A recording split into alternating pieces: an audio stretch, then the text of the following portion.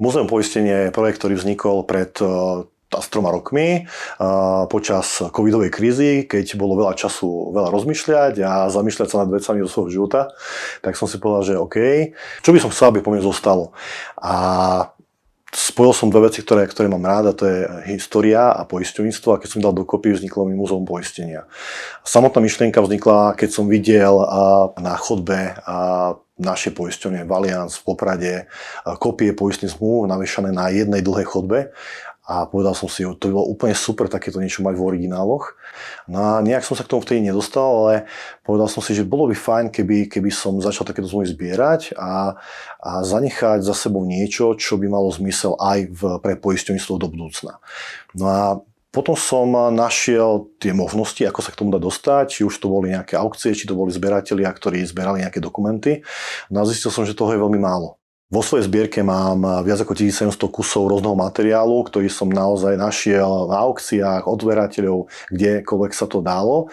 A zároveň veľkú časť tejto zbierky mi venovala poisťovňa Allianz zo svojho historického archívu, ktorý v tom čase vlastnila. Ja sa o neho teraz s láskou starám a chcem ho ďalej rozširovať, aby naozaj sme sa dostali na vyššie čísla.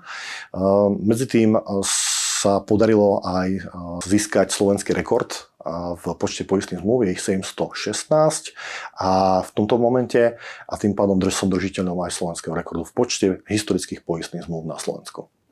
Múzeum poistenia je také inovatívne, moderné múzeum, čiže momentálne sa dá navštíviť na webovej stránke www.muzeumpoistenia.sk, kde je vlastne virtuálna expozícia.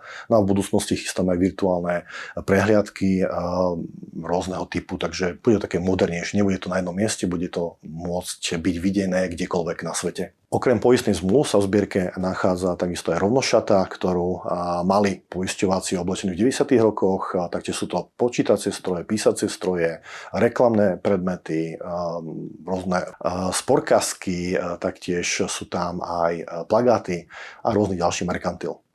Ďakujem aj nadácii Allianz za to, že prispela veľmi slušnou sumou, to je sumou 3,5 tisíc na zakúpenie prístrojov na dokumentáciu tohto poistného bohatstva, čiže bol tam skener, fotoaparát a ďalšie doplnkové veci, ktoré momentálne používame na digitalizáciu celej zbierky.